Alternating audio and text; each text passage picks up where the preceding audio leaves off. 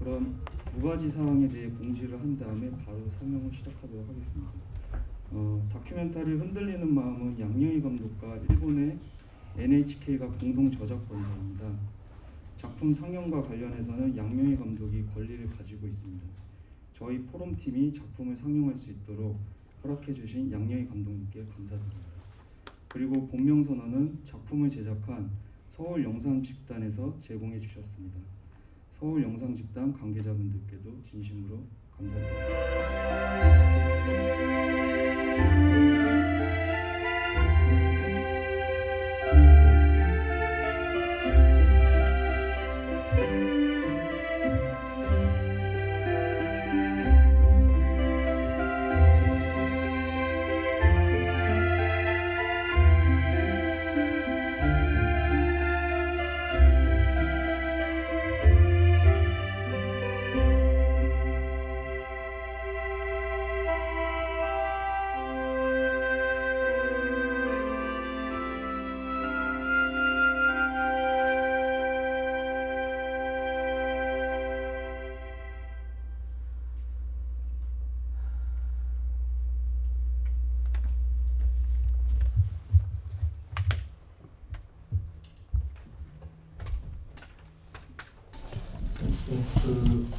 지금부터 한 50분가량을 양녕희 감독님하고 흔들리는 마음의 제작비에서부터 출발해갖고 그 흔들리는 마음 보면서 논란 이기까지 과정을 쭉 한번 들어볼 거고요. 그러고 난 다음에 감독님한테 그 다큐멘터리 저작권하고 창작윤리에 대해서 감독님의 견해를 좀 들어보는 시간을 가지려고 합니다. 그래서 지금 우선 저 같은 경우는 작품을 제작한 처음의 순간부터 이렇게 차근차근 좀 얘기 들어보면 어떨까 생각이 들었었어요. 그래서 그 감독님께서 흔들리는 마음을 어떤 계기로 제작하게 되셨는지 설명을 먼저 해주시면 좋을 것 같습니다. 네. 안녕하세요. 양녕희라고 합니다. 바쁘신데 와주시고 감사합니다. 그리고 두 편을 이렇게 보아주시면 와 이럴 수가 있나 이렇게 생각하는 사람하고 뭐가 문제지? 이렇게 생각하는 사람이 있는 것 같아요. 네, 사실 작품을 보고 어떤 느낌을 가지는가 하는 것은 이제 다 본 사람들의 자유이기 때문에 어떻다 이런 감상을 가져라 이렇게 느껴달라고는 나는 말씀은 못 드리지만 어쨌든 96년에 흔들리는 마음이 NHK에서 방송이 됐고 98년에 법명선언이라는 영화가 부산에서 영화제에서 상영이 됐어요. 이건 틀림없이 흔들리는 마음이 먼저입니다.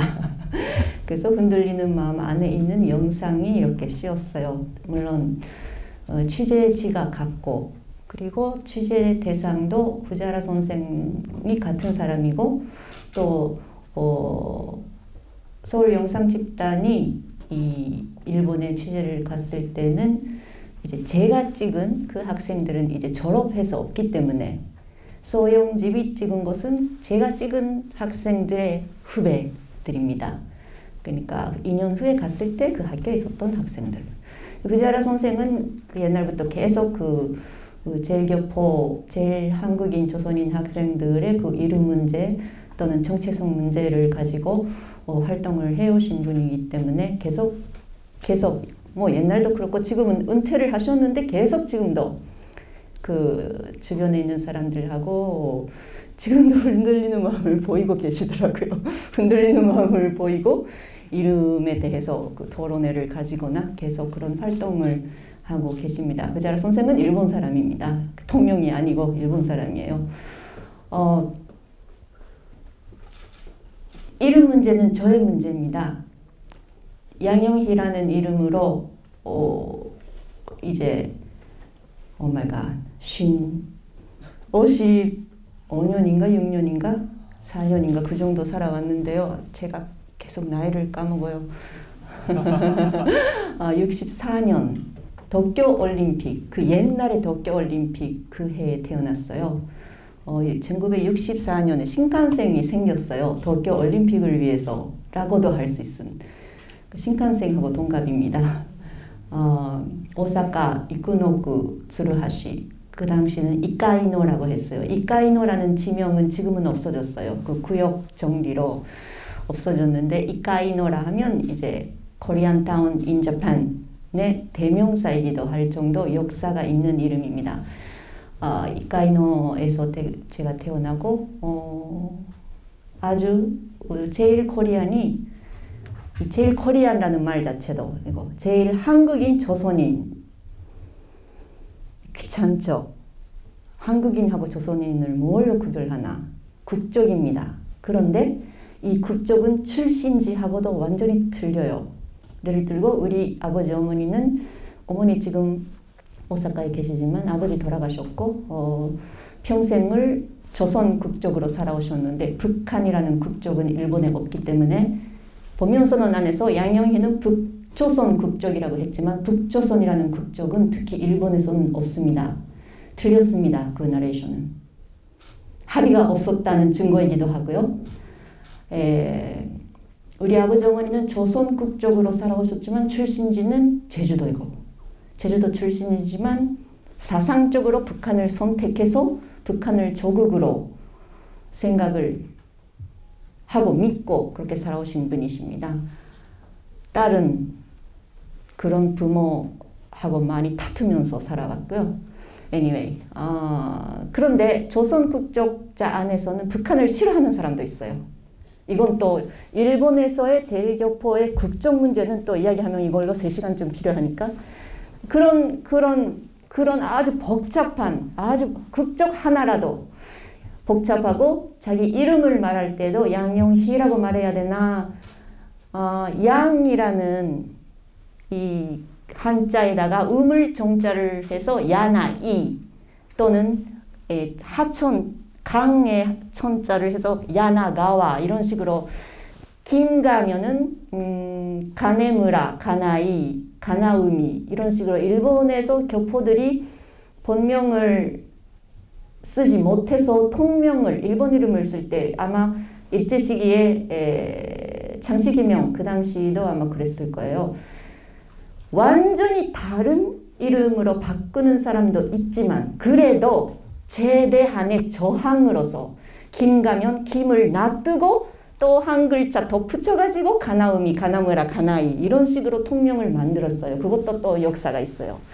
그렇게 사는 사람들이 아주 모여 사는 오사카 안에서도 밀집해서 사는 이쿠노쿠 이카이노라는 그 제1 코리안 사회 메카라고도 불리웠던 그런 데서 자랐습니다. 그러니까 제가 어릴 때는 공중욕탕 집 바로 가까이에 공중욕탕에 가도 어머니 아빠 이런 한국말도 들리고 조선학교 가는 애는 김일성 장군의 노래도 목욕탕에서 부르기도 하고 그래서 그 반대로 뭐야 김일성 같은 노래 부르지 말라 하는 소리도 나오고 술집에서나 목욕탕에서나 시장에 가거나 해도 그런 정치적인 말이 오가는 그런 데서 자랐어요. 근데 그 속에서도 저는 조선학교에 다녔기 때문에 말하자면 북한 학교입니다. 북한을 조국으로 거기 다니는 애들은 다가 남한 출신자의 아이, 손자들이지만 그래도 북한을 조국으로 가르치는 학교 지금도 있어요. 거기 다니면서 사상적으로는 아주 기울여진 교육을 받았지만 그래도 조선학교의 제일 좋은 측면은 민족차별이 없어요. 조선아이만 모이기 때문에 그렇죠. 야 조선놈 이건 없잖아요. 다가 조선아이끼리니까. 왕따가 있어도 민족적 차별의 왕따는 아니에요. 일본 학교는 그건 아주 많은데 조선학교에서 그래서 아이들이 좀 밝게 자라요.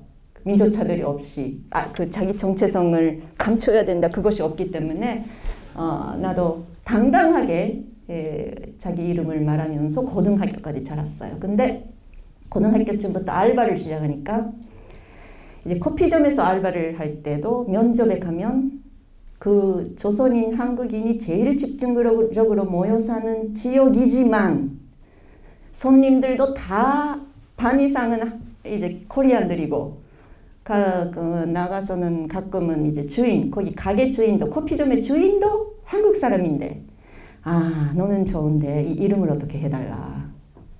어떻게 그 이름표를 여기 다는데 양영희, 양 이렇게 한국 이름이 있으면 손님들이 안 좋아한다. 이런 말을 계속 들으면서 자랐어요. 그러니까 조선학교를 나온 저에게 있어서도 이 본명, 통명 문제는 취재 대상의 문제가 아니라 자기입니다.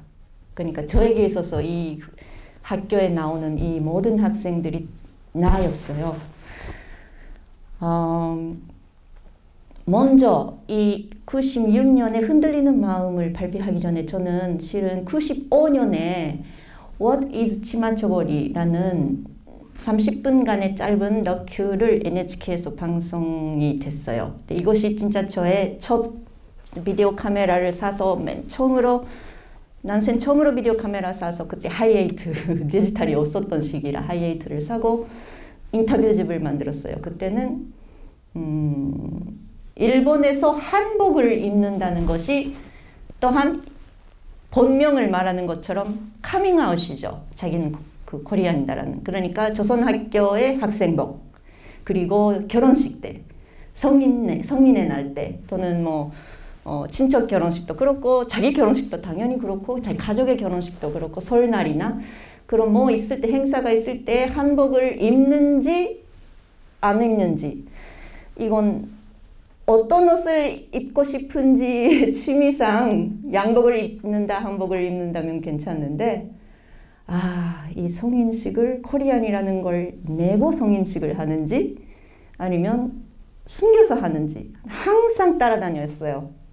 이름이 아니라 나는 한복을 입느냐 어떠냐 문제로 하나 여자애들만의 인터뷰집을 만들었어요. 근데 저에게 있어서 인터뷰하고 싶은 사람, 하기 쉬운 사람들은 저같이 조선학교 다닌 사람, 저의 제자, 제가 좀 조선학교 대학까지 나온 후에 조선학교 선생님도 조금 했어요. 좀 문제가 많은 선생이었어요. 교과서를 믿지 말라 이렇게 가르치는 선생이었는데 그때 제자가 있으니까 제자한테 인터뷰를 하고 저의 친구한테 인터뷰를 하고 그러니까 일본에서지만은 어쩌면 당당하게 이제 죽자 살자 자살할까 말까 정도 고민을 안 하고 왜 조선학교 다녔으니까 어릴 때부터 당연히 한복을 입고 본명을 쓰고 자란 사람들이기 때문에 아주 조금 편하게 인터뷰집을 만들 수가 있었어요. 근데 그 30분짜리 NHK에서 아주 초심자의 작품이지만 재밌다. 이것은 NHK 사람이 못 만든다. 해서 재밌다고 해서 방영을 해 주셨습니다. 저로서는 태어나서 처음으로 카메라를 사서 가졌는데 찍자마자 NHK에 방송이 되니까 너무 신이 나죠. NHK가 잘못한 거예요. 그래서 비디오 카메라로 나의 이 뭐라고 할까 인생의 후반을 영상 작업을 해볼까 해서 생각하기 시작한 출발점이었는데 그때부터 제일교포 전체적으로 보면 본명을 쓰거나 조선학교에 다니거나 한복을 당당하게 입거나 하는 것은 제일교포 전체적으로 일본 전국에 오사카라는 밀집지가 아니라 일본 전국에서 제일교포 전체로 보면 10%도 안 돼요. 혹시나면 5%도 안 될 수도 있어요. 이건 아주 정확한 숫자가 잡기를 아주 어렵습니다. 왜? 감추니까 다들. 그래서 anyway 5% 될까 말까 하는 정도 그 아주 마이너리티 안에서의 마이너리티죠. 일본에 있는 제일교포라는 마이너리티 안에서도 아주 마이너리티입니다.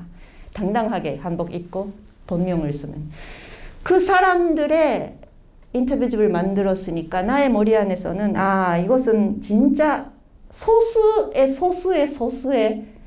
인터뷰다. 그러면 한 번 My name is 양영희라는 이 단순한 한마디 한 문장을 말하기 위해서 정말 가족끼리 싸우고 가출하고 너는 2번 다시 돌아오지 마라. 부모들부터 말을 더 듣고 이 본명을 말해서 친구들이 받아들여줄까? 이 본명으로 취직을 할 수 있을까? 결혼을 할 수 있을까? 알바할 수 있을까? 해서 정말로 자살이냐 살 것이냐 할 정도 고민을 하는 사람들도 찍어야 이 아이덴티티 문제에 내가 조금 촉촉을 했다고 말할 수 있지 않냐 해서 제가 계속 누구를 찍어야지? 그 이름 때문에 고민하는 사람, 한복을 한 번 입기 위해서 고민하는 사람을 누구를 찍어야 될까 고민을 했었어요. 왜? 내 주변에는 조선학교 출신자가 아무래도 많습니다. 네, 저청년 관계자들이 많았고요. 그러니까 일본 학교에 다니는 친구도 그때는 없었고, 그래서 이제 제가 이제 영상 작업을 하기 시작한 것이 30살 넘어서예요. 20대까지는 연극을 좋아해서 연극 활동을 했는데 30살 넘어서 이게 비디오 카메라를 가지고 영상 작업을 하기 시작하고 뉴스 프로그램도 만들고 TV를 좀 했는데 TV를 하니까 TV는 한 번 딱 방송하면 끝이죠. 안 남으니까 순간에 소비가 되니까 재미없다 생각을 해서 남는 것을 만들고 싶다. 야마가타 다큐멘터리 영화제에 한번 가보니까 와, 다큐멘터리 감독들이란 진짜 자기가 하고 싶은 말을 2시간, 3시간짜리 때로는 5시간 영화를 만들어 놓고 그것이라도 모자라서 이렇게 관객과의 대담까지 한다. 내가 하고 싶은 건 이거다. 이렇게 생각을 해서 작품을 만들기 시작했는데 그 고민이 완전히 없는 건 아니지만 고민 없이 자기 정체성을 당당하게 드러내는 사람들을 찍은 후에 고민하는 정체성 앞에서 고민하는 사람들 해서 하다가 그때 NHK에 제가 술 친구가 있었어요. 그 술 친구가 영희가 꼭 만나야 될 선생이 있다. 후지하라 선생이었어요. 이 후지하라 선생의 이 학교는 아주 일본 미디어 사람들 앞에서 유명한 학교다. 왜? 그 보셨죠? 졸업식에 모두가 학생복을 입는 안에서 명명히 한복을, 화려한 한복을 입는 졸업식이 일본 뉴스에 계속 나왔어요. 매해 3월 달쯤 되면은. 그래서 이렇게 당당하게 한복을 입고 졸업하는 애들이 있습니다 해서 졸업식 날만 방송국 사람들이 취재를 하러 옵니다. 이 학교에. 그래서 이 후지하라 선생이 막 방송국 사람을 싫어했어요. 왜 졸업식 날밖에 안 찍냐. 이 고민의 과정을 찍어줘야지 너희들은 그 맛있는 그림만 가져간다. 그래서 이제는 방송국 사람이 일찍 안 받겠다 했어요. 그래서 이제 방송국 사람이 취재하고 싶다는 것도 거절하시다가 몇 년이 지났는데 이 NHK 친구가 영희가 꼭 만나야 될 것 같아. 그래서 내가 만나러 가니까 후지하라 선생이 양영희 씨가 들어봐 주면 학생하고 사이에서 무슨 화학 반응이 일어날지 모르겠다. 아주 좋은 영향이 있을지 모르겠다. 왜? 이런 선배, 이런 어른이 없는 환경에서 자란 아이들이기 때문에 자기 부모, 가족, 친척 다 감추면서 살아요. 그래서 성미도 그랬어요. 성미는 그렇게 본명 선언을 하고 NHK 저의 흔들리는 마음에서 이렇게 방송이 된 후에 성미는 많이 가족 친척한테서 비판을 받았어요. 왜 그런 짓을 하냐. 우리 식당 장사를 하는데 일본 사람 손님들이 안 오게 되지 않냐 해서 많이 비판을 받았답니다. 그래서 제가 아주 가슴이 아팠고 그래서 성미는 오히려 나한테 미안하다고 했어요. 방송 후에 영희 씨 앞에서 당당하게 자기 이름을 말한 후에도 당당하게 영희 씨처럼 본명으로 사는 사람으로서의 모습을 보이고 싶었는데 역시 자기는 일본 이름으로 돌아갔다. 그래서 또 대학에 들어간 후에 또 후지하라 선생하고 정반대 선생님을 만났어요. 너 무슨 한국 이름 그런 거 써가지고 취직이 되나? 너 미쳤어? 이런 선생님이었대요. 바로 고치라고 일본 이름으로 하라고. 그래서 너무 황당해가지고 성미가 그때는 고등학교 때 한순간에 뭐 꿈이었구나 해서 또 일본 이름으로 돌아간 거죠. 그래서 마음의 그 문을 닫아버렸어요.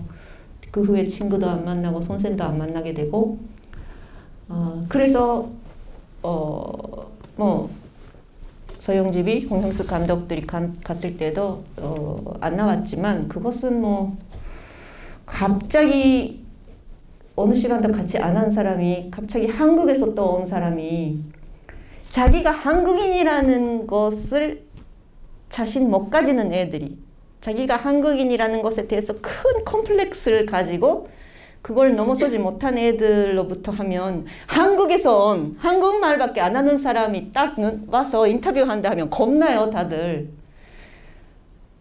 그러면 진짜 이 애들이 목소리를 듣고 싶다면 시간을 걸쳐서 취재를 하시면 또 어땠을지 모르겠어요. 그런데 일단은 서영집이 그때 취재를 한 것은 2주일이랍니다.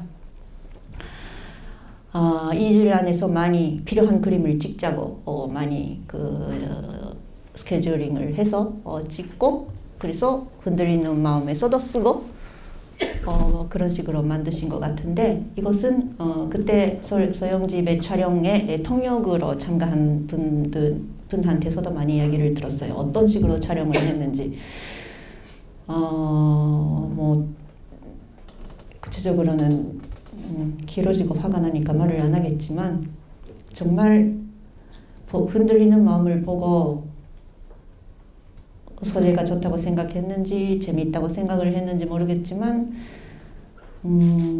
이런 내용의 60분 이상을 만들고 부산에 가져가자 이렇게 생각을 하셨는지 모르겠지만 집중적으로 짧은 시간에 찍자고 하신 것 같습니다.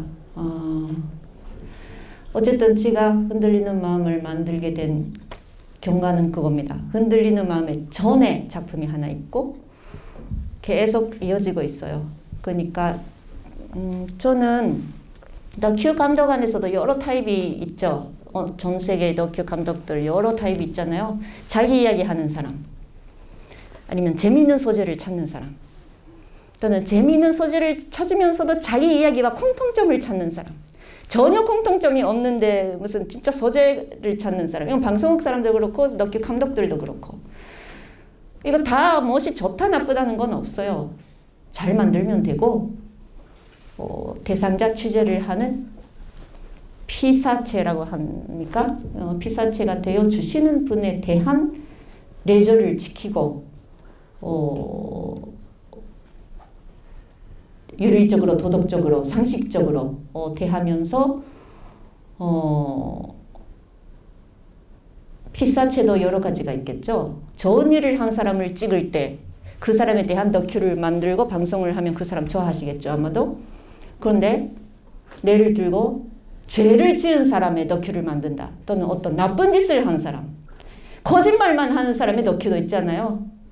그런 사람의 다큐를 만들고 그것을 방영하거나 상연을 하면 그 사람 좋아하겠어요?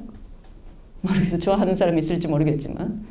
그런데 그럴 때는 어떻게 해야 되나요? 우선은 철저한 합의가 있어야 되고 또 당신의 안 좋은 측면도 낸다. 당신이 비방 충성 받을 수도 있다.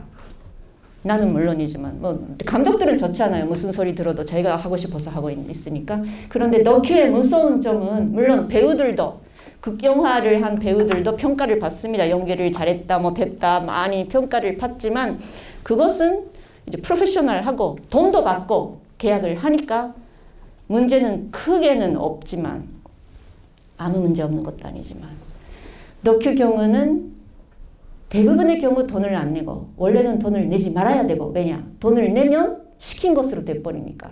그런데 하도 유명인을 찍을 때 예를 들고 돈을 낼 수도 있어요. 아주 바쁜데 이 다큐 때문에 시간을 내준다면 좀 우리 사무실과 교섭을 해라. 이야기를 해라. 이런 계약을 맺고 그럴 때도 있어요. 아니면 선전에 가까운 다큐도 있을 수 있잖아요. 잘 만들죠. 영화가 개봉이 되니까 그 시기에 맞게 그 배우의 한 생을 다큐로 한다든지 그런 것도 여러 가지 있어서 돈이 중간에 들어올 때도 있어요. 저는 그런 걸 싫어하기 때문에 일체 그러니까 유명인을 찍는다는 것에 관심이 없는데 하나만 일본에서 그 와우와우의 TV 다큐를 찍은 바가 있지만 좀 그거 나중에 시간 있으면 말씀을 드리겠지만 무명한 사람 소박하게 고민하면서 완벽하지도 않는데 부족점도 많은데 성실하게 살려고 노력하는 사람을 찍고 싶습니다. 그래서 돈도 안 냅니다, 당신에게. 그런데 당신을 찍고 싶고 나의 작품을 위해서 내가 하고 싶은 일을 위해서 당신의 인생을 보여달라. 아주 폭력적인 일이잖아요. 다큐 하는 사람은 인간 쓰레기다. 그래서 내가 항상 하는 말입니다. 사회를 위해서 자기가 정당한 일을 하고 있다. 무슨 대중들에게 어떻다 저렇다 감동을 주기 위해서 무슨 하여튼 훌륭한 일을 하고 있다 이렇게 생각하시면 사고 칩니다. 인간 쓰레기부터 시작을 해야 됩니다. 그러니까 인간 쓰레기이지만 최대한의 조심을 하고 최대한 겸손하려고 노력을 하고 물론 자기의 실력으로밖에 못하지만 나중에 문제가 생길 수도 있어요. 그런데 그때도 또 성실하게 최대한의 겸손하게 그렇게 해야 어떻게 작품이 나오고 작품 나온 후도 다큐가 완성이 된 후에는 상연을 하면 대부분 돈은 안 들어오지만 나도 네가 평양이나 굿바이 평양이나 만들었지만 거의 안 들어오죠. 사실 다 알바를 하면서 만들었으니까 이제 한 푼도 조선공방 같은 것도 이제 가족의 나라까지 무슨 상은 많이 받았는데 한 푼도 안 주더라고요. 일본 문화청에서 정말 이렇게까지 안 주나. 많이 국제적으로도 상을 받아도 돈을 안 주나. 이렇게 생각할 정도 돈을 못 받았는데,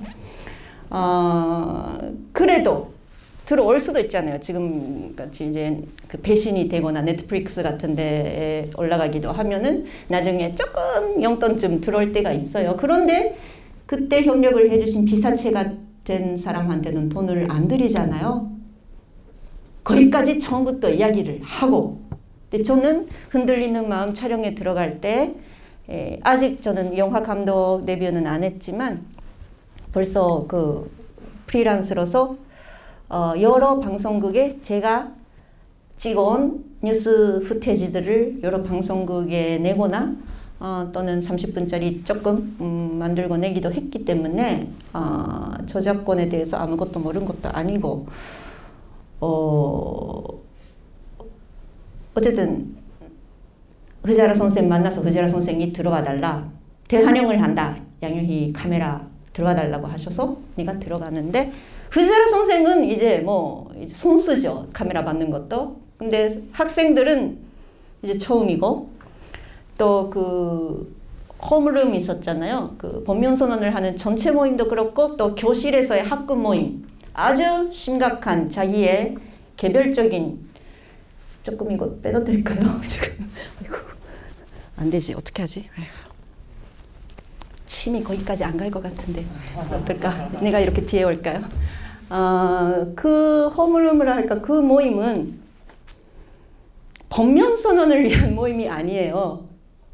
법면선언 좀 이렇게 말하면 그렇지만 좀 찍는 사람이 법면선언을 기다리면서 찍을 수 있는 모임도 아니고요. 그 모임은 참가하고 있는 제1 한국인 조선인 학생만을 위한 모임도 아닙니다. 일본에도 그 자리에서 그 자기의 이제까지 친구 앞에서 털어놓지 못했던 계속 오랫동안 고민이었던 말을 하기도 하고 그러니까 졸업 전에 한 번쯤은 일본말로 배를 까고라고 배를 열고라고 하는데요. 그 오픈하게 자기 고민을 털어보자. 그런 식으로 사람 관계를 만들어서 졸업을 하자. 이런 또 그 과정에서 인권 모임, 인권에 대해서도 배우기도 하고 친구에 대해서 더 깊이 알기도 하고 그런 모임을 옛날부터 흐자라 선생이 만드셨어요. 근데 이것이 이제 매해 있는 모임으로 된 거죠. 그러니까 어떤 일본에는 나는 무라쿠 출신이다. 무라쿠라고 들어본 적 있으세요? 일본에서는 그 고깃집, 그러니까 무차들의 대대로 내려오는 무차들의 그 아주 심각한 차별 문제가 있어요. 그 구역에 사는 사람들은 뭐 거기는 불악이다. 뭐 거기 출신 사람하고는 결혼하면 안 된다. 지금도 있어요. 그러니까 오죽하면 정말 외국인인 조선인 한국인에 대해서 차별은 뭐 물론이라 하면 안 되지만 자기 같은 민족끼리도 그렇게 차별을 하는 역사가 있어요. 그래서 열심히 감추는데 오늘 난생 처음으로 이야기를 하는데 실은 자기 부모님, 할아버지, 할머니 대대로 그 불악 출신이라서 자기는 고등학교 졸업 후에 회사에 들어가서 발각이 될까봐 무섭다. 누구랑 혹시나 연애를 한 후에 가정조사를 하는 사람도 있어서 또는 집이 어디다 또는 부모님이 출신이 어디다 하면 이제 딱 아는 사람들이 있어서 너 혹시나 불악 아니야? 이런 식으로 당하면 자기는 결혼도 못한다. 이런 말을 갑자기 하는 애가 나왔대요. 어떨 때는 흐자라 선생님 말씀에.